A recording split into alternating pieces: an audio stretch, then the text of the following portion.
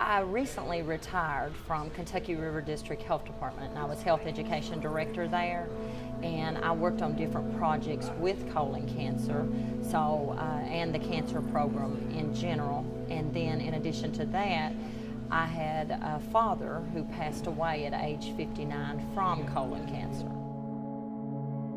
When we went and had our colonoscopies, they took me back first. And then when I came to, the nurse came in and she told me to go ahead and get dressed and go next door where Arlene was. So when I got over there, then the doctor came in and gave us the bad news that Arlene's was hers was cancer. About a year ago, about this time a year ago, I was diagnosed with colorectal cancer. And shortly thereafter, I had a couple more scans done, and it was found that I had a couple of spots on my liver as well. First of the scans showed 2 spots, and then the subsequent MRI showed 4 spots. I ended up going through about 3 surgeries, having a port installed, the right lobe of my liver removed, and a foot of colon.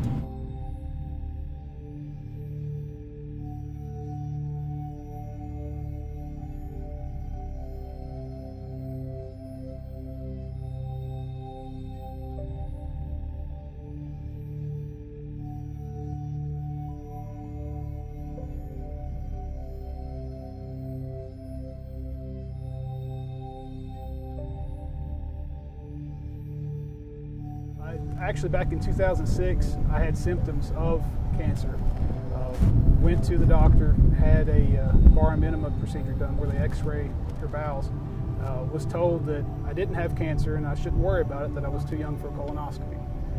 So then, fast forward to 2014, and I had my first colonoscopy, and that's when they found the tumor.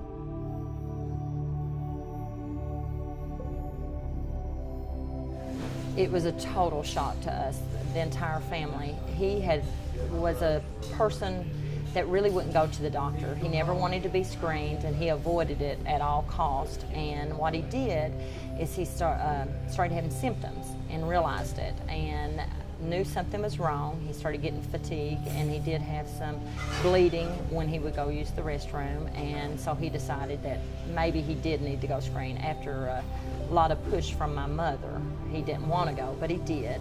And when he went, he had the colonoscopy, and he passed. They told him that it would be about 3 weeks, and he would probably need to get his affairs in orders, that it was the latter part of it. So it was really bad when we first got the news.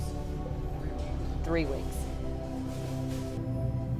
My husband helped me a lot with that, just a day at a time. And I'd get overwhelmed with it at times because it seemed like a long way, 6 months of chemotherapy, and I felt terrible at times during that. And he just really helped me with my mood, and we just tried to take it a day at a time. When they first told me, I was like, well, I'm used to having to explain to other people why things happen, horrible, horrendous tragedies, why they occurred in their lives. And now I'm having to explain this to my wife, why this is happening to us. Because it's not just me, it affects the entire family. And she's faced with the possibility of having to raise our 2 children by herself.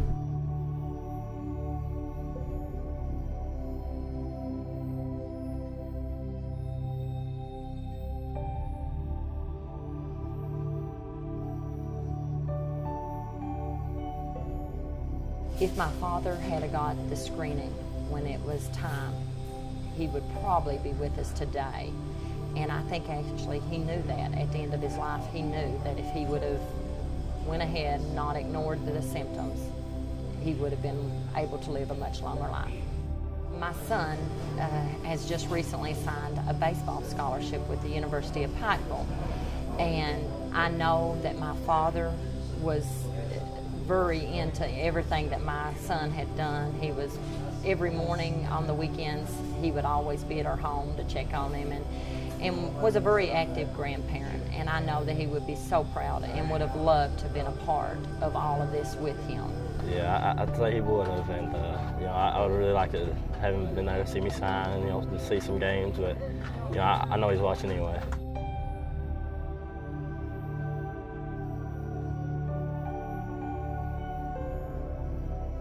You're responsible for your own health, and being responsible for your own health means that you will be able to be responsible for your family. Go to Lowe's, aisle 19, it's a ladder section. Take probably about a 20-foot ladder, take it outside in the parking lot and get over yourself, because you need to get this stuff done. I couldn't imagine my life without my sister, because we're roommates. You know, we've been together since for 55 years now, 56 counting in one. So yeah, hope we have plenty more years together.